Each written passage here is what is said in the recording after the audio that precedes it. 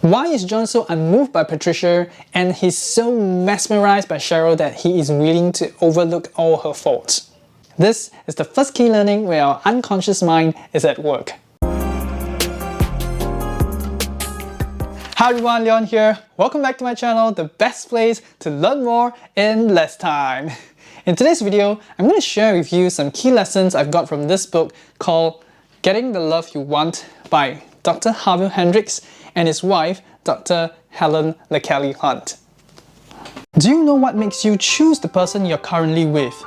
Do you feel a sense of familiarity with this person even before you were together? Dr. Harville Hendrix reveals the science behind these and more in his book to help you transform your intimate relationship into a long-lasting source of love and companionship. This book consists of three main parts. The first part focuses mainly on the unconscious part of our behavior and attraction with the partner or the person we're with right now. It reviews how we choose our mate is usually done by our unconscious part of the mind. And the traits of our partner, both positive and negative, are usually the traits of our closest caregiver when we were young.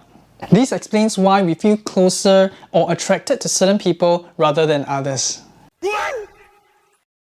The second part focuses on being conscious about the relationship we have formed with our partner.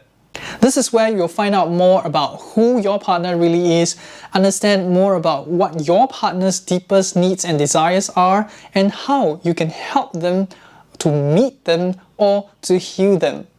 The most interesting lesson I've learned from this part is that two persons in love are two persons looking to be healed. How is it that we are looking to be healed instead of looking to be loved? Watch on for the case study which I've included in this video to illustrate this. The final part of this book consists of exercises for couples to do together or individually. These exercises serve as a guide to help couples in getting the love they want. I've done some of these exercises myself and it made me realize why I'm exhibiting certain behaviors that I'm exhibiting and why I'm feeling certain feelings that I'm having.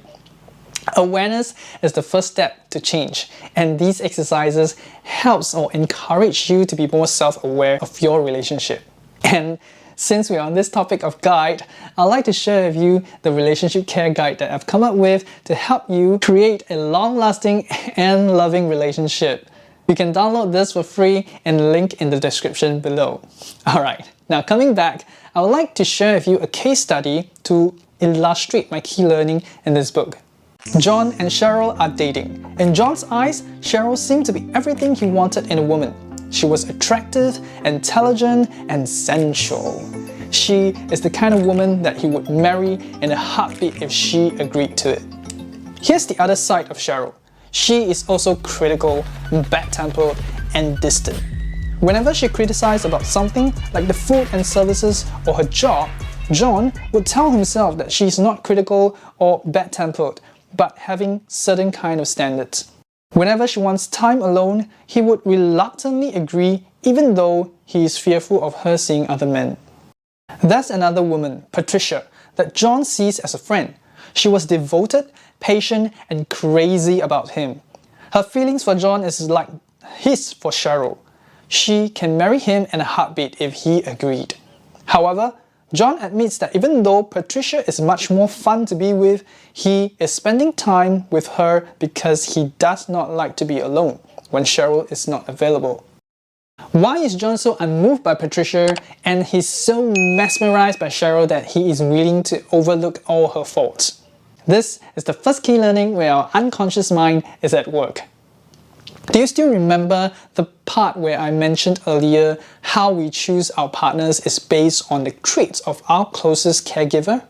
For John, it was his mother. John's mother has a critical and distant nature just like Cheryl. When John was a child, the only thing he wanted or needed but did not get from his mother was the attention. He would intentionally provoke or get his mother's attention, but all he got was scolded and being driven to his room.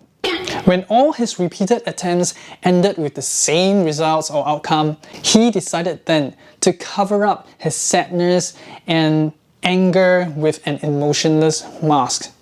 John's attraction to Cheryl is not just because how attractive or sensual or intelligent Cheryl is.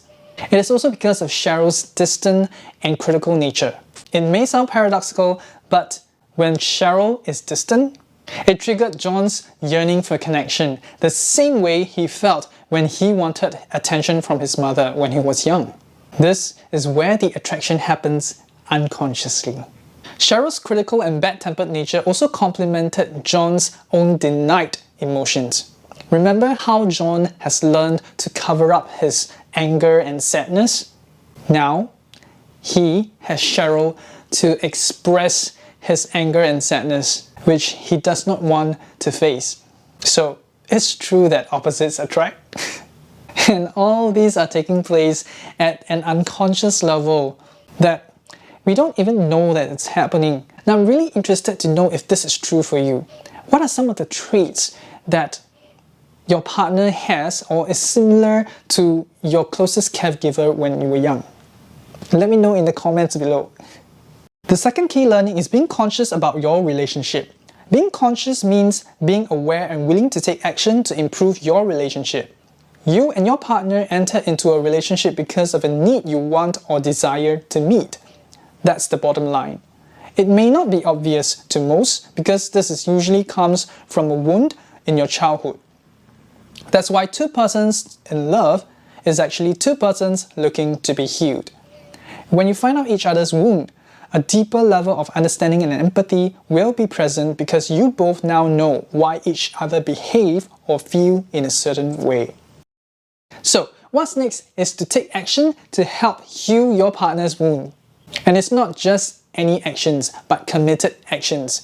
You have to be committed to improving your relationship if you value it.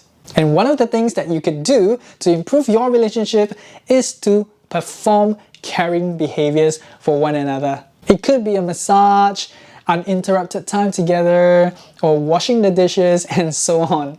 However, take note that this is not to resolve any deep-rooted conflicts you have in your relationship. Instead, it is used to re-establish the feelings of safety and pleasure you have in the relationship so as to create an environment that can help love grow again. But here's the important thing. Do not have the mentality of a tit for tat when you do this caring behavior for one another. It must come as a gift. It cannot be, I will only do this for you if you do that for me.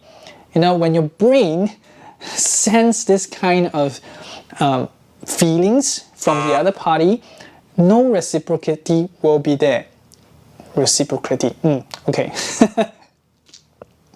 It means that when you perform that action, it must be loving. When you have that kind of mentality, it will take away all the love that you have in performing that action.